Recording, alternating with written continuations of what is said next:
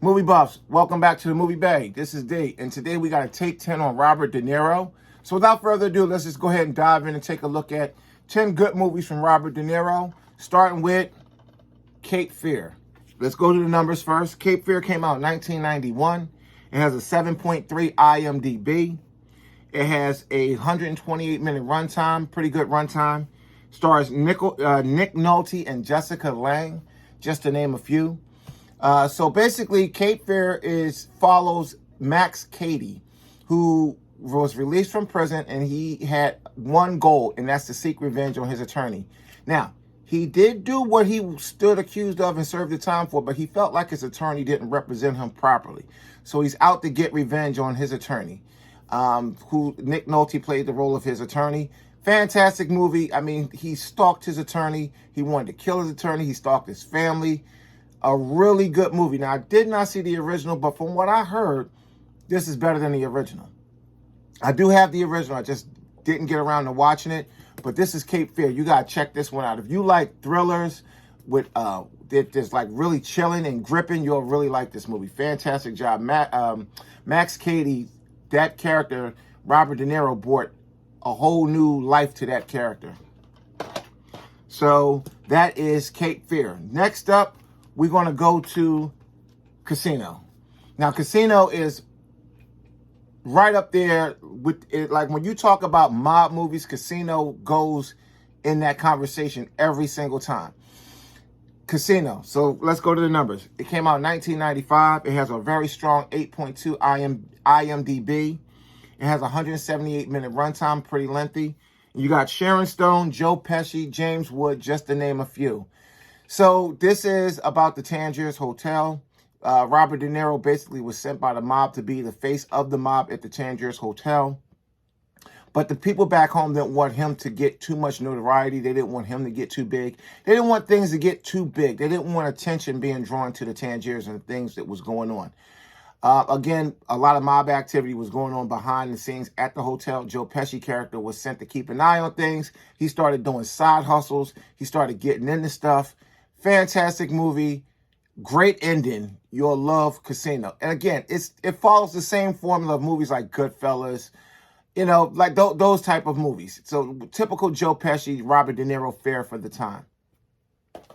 Speaking of fare for the time, Goodfellas. This is a triple pack with The Departed and The Aviator, but we're going to focus on Goodfellas here. So Goodfellas came out in 1990s. This is 5 years before Casino. So they still, Pesci and De Niro still kind of riding high. It has a strong 8.7 IMDb. Yeah, they got it right. Goodfellas was better than Casino. Casino was great, but it deserves to be scored higher, and it is. It has a 146-minute runtime. Ray Liotta, Joe Pesci, and Paul Sorvino, just to name a few. So Goodfellas follows Ray Liotta character who's up and coming in the mob. He can't be made because I think he's Irish. So he can't, you know how that go with their mob. You can only be made if you're an Italian and they can trace your bloodline back to the old country. But again, he's an associate. He runs with them. He's just, he's down with them all the way. Him and De Niro. De Niro can't be made either. I forget what De Niro is. I think De Niro might not be a full-blooded Italian, but he can't be made either. But they still a crew. Joe Pesci does something in the beginning of the movie that comes back to haunt him in the end. Well, yeah, kind of like the end. Fantastic movie. You'll love this. And again, it follows the same formula of Casino. Mob, a lot of mob activity, extortion, racketeering, robbing, looting, killing, all of that. But it's good. This story is a lot different than the Casino story, but it follows the same formula, if you know what I mean. So that's Goodfellas. Next up is a different one. This is a break. Robert De Niro takes a break from his mob activities for this one. And we have... Did I miss one? No, we good. Yep. We have Men of Honor. Men of Honor came out in 2000. It has a 7.2 IMDb. It has a 129-minute runtime. Cuba Gooding Jr. is his co-star. So what we have here is Cuba Gooding Jr. was when the movie first opened, he was I think he was a cook, and the ship got attacked, and he jumped on the guns, and something happened, and a metal wire came across and took his foot right off. So he became an amputee, but he wanted to become a master diver. And he was discriminated against because back then, this movie took place way back in the day. He was discriminated against.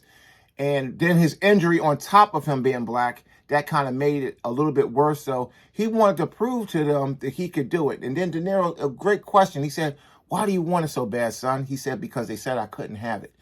This was a great movie, and I like Cuba Gooding Jr. I love De Niro, and the chemistry in this movie worked really well.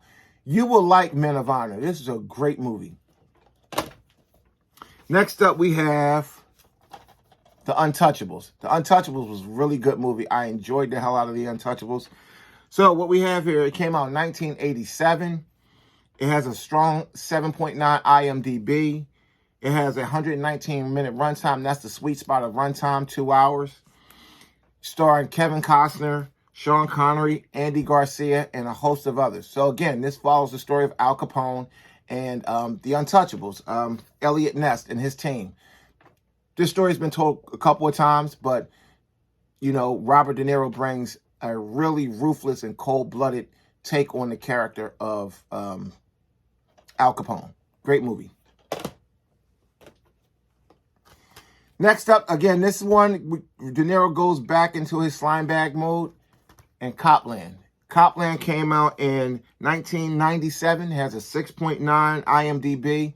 It wasn't really all that great, but it wasn't that bad. This was a good middle-of-the-road movie, so the 6.9, I agree with it.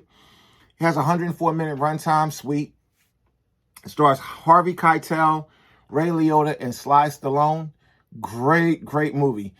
Great movie in a sense where it's a great popcorn movie. Again, like I said, it's not, you know, at the top of any list, but it's good enough to sit down with a nice bowl of popcorn and rock out. Copland is about police corruption in a small town. It's been done a million times. Next up, we have, now here's one. Now, I tend to think this movie is, I'm not going to say it's overrated, but I don't know. It's a good movie. It's definitely different. It's a Scorsese flick, so Taxi Driver.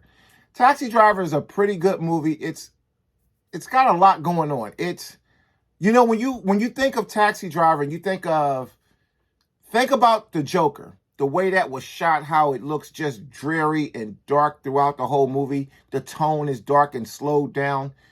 That's Taxi Driver. So Taxi Driver, you got De Niro, Keitel, great movie. I'm not sure if it's, I don't know how I feel about this one. I watched it twice. I thought it was a good movie, but it gets a lot of praise, and I'm not really sure if I see what everybody else see. But anyway, here's the number. Came out 1976. It has an 8.3 IMDb. It has a 113-minute runtime. So it's a good movie. I'm not sure if I see it the way everybody else see it. You know what I mean? But it's still a good movie and a worthy add to your collection for sure. Now, this one here has to be my favorite out of these particular De Niro movies. I have more, but out of the stack that I pulled down for this Take 10, this is my favorite, most definitely. Heat. And this is, when I do my top 100, I'm working on it now. This is going to be in my top 100 films of all times. I'm not sure where it's going to fall, but it's going to be in my top 100. And this year, guys, we're going to stray off a little bit. Since I did a top 100 about 2 years ago, maybe a year and a half ago, and I added so many movies to the collection, I might stretch it out and do every year I might go up 25. So this year we might do my top 125 movies, just to be fair. Because I don't want to kick out that many movies to do a new list. I think we're going to do a top 125, and that's coming shortly. So anyway, back to Heat. Heat came out in 1995. It has a strong 8.2 IMDb. I agree with it. Should be at 8.2, 8.5.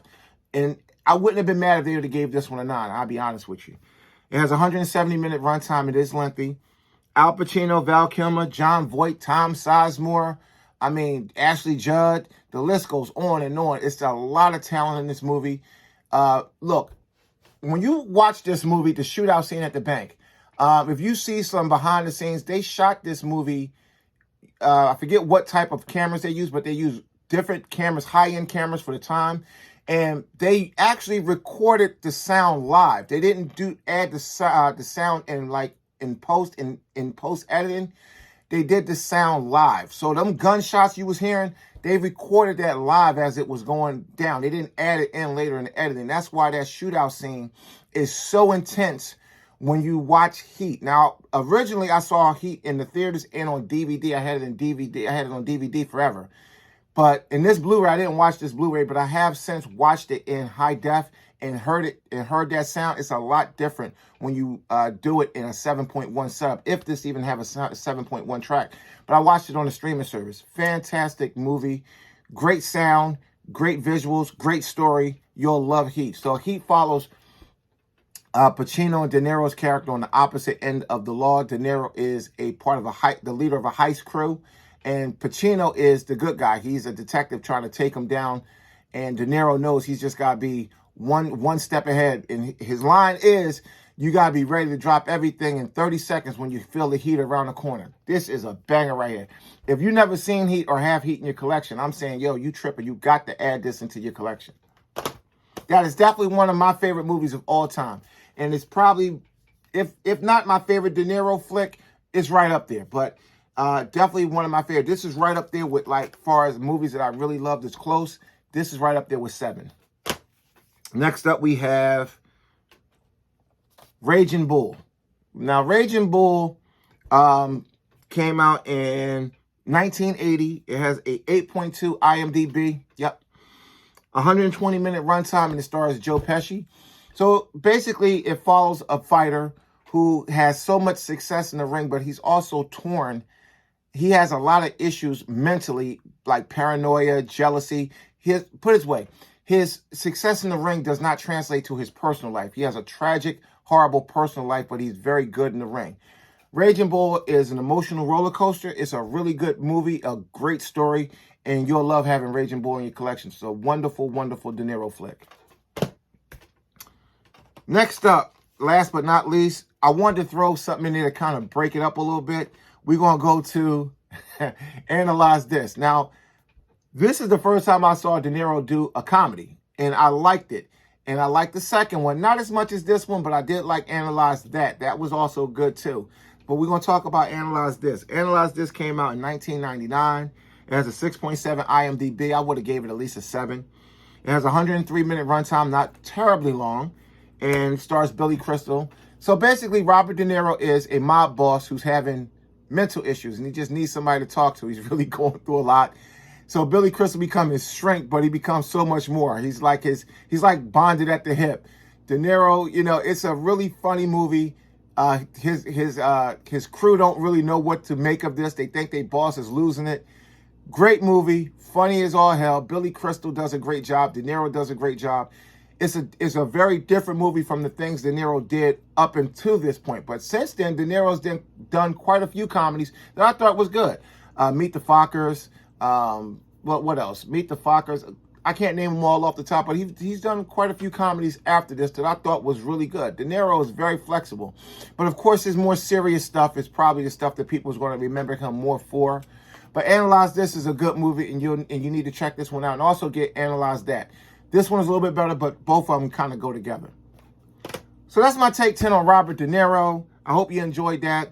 Again, these Take 10s aren't the 10 best. They're just 10 movies that I just happen to pull down.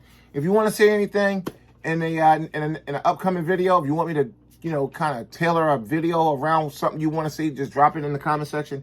Next up, we're probably going to do a collection update in my top 125. We're going to do my personal favorite 125 movies that's in my collection. Now, when I do that, they're not going to be in no particular order. They're just going to be 125 movies that I really enjoy.